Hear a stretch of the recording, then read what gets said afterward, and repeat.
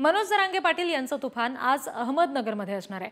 अहमदनगरमध्ये मनोज जरांगे शांतता रॅली काढणार आहेत। मराठवाडा पश्चिम महाराष्ट्रानंतर आज उत्तर महाराष्ट्रामध्ये जरांगेंचं हे तुफान असेल। अहमदनगरमध्ये मनोज जरांगे पाटील यांच्या रॅलीची जय्यत तयारी झालेली आहे आणि त्याच्यामुळे आता आज कशा पद्धतीने शांतता रॅली पार पडते हे पाहणं फार महत्त्वाचं असेल। एकीकडे मनोज जरांगे यांची प्रकृती काहीशी ढासळतीये। साताऱ्यामध्ये त्यांची सभा झाली, त्यानंतर त्यांची प्रकृती ढासळली। पुण्यात काल सभा झाली, त्यानंतरही पुन्हा एकदा त्यांना रुग्णालयात दाखल केलं गेलं। सह्याद्री रुग्णालयात त्यांच्यावर उपचार सुरू आहेत आणि आज अहमदनगरमध्ये मनोज जरांगे शांतता रॅली काढत आहेत। प्रतिनिधी उमेर सय्यद यांच्याकडून आपण अपडेट्स घेणार आहोत। उमेर, कशा पद्धतीची तयारी मुळात आता सध्या अहमदनगरमध्ये आहे रॅलीच्या संदर्भाने आणि जरांगेंच्या प्रकृतीचे काय अपडेट्स ते स्वतः आज उपस्थित राहत आहेत का? नक्कीच मनोज जरांगे पाटील यांची जी शांतता रॅली आहे ती आज अहमदनगरमध्ये दाखल होणार आहे। काल पुण्यामध्ये मनोज जरांगे पाटील यांना अशक्तपणा जाणवत असल्यामुळे त्यांना डेक्कन येथील सह्याद्री हॉस्पिटलमध्ये ऍडमिट करण्यात आलं होतं। मात्र आता त्यांची प्रकृती स्थिर असून ते स्वतः आज अहमदनगरमध्ये दाखल होणाऱ्या रॅलीमध्ये सहभाग होणार आहेत।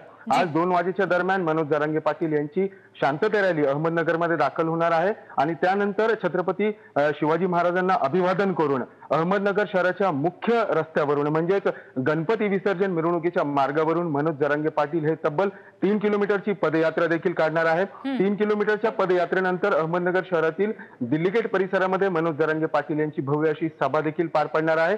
या पदयात्रेनिमित्त पोलिसांचा चोख बंदोबस्त देखील ठेवण्यात आलेला आहे।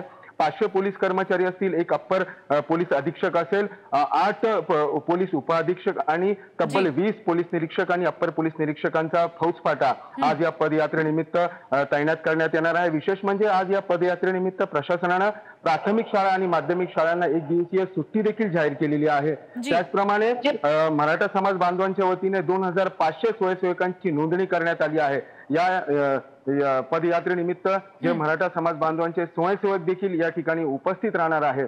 कुठल्याही प्रकारचा कायदा व सुव्यवस्था उद्भवू नये यासाठी देखील प्रशासनाने चोख बंदोबस्त ठेवला आहे आणि आज मनोज जरांगे पाटील हे यांची प्रकृती स्थिर झाल्यामुळे या पदयात्रेमध्ये स्वतः मनोज जरांगे पाटील उपस्थित राहणार आहेत। अगदी, आणि आज शांतता रॅली दरम्यान नेमकं अहमदनगरमध्ये काय घडतंय याचे अपडेट्स तुमच्याकडून घेऊ।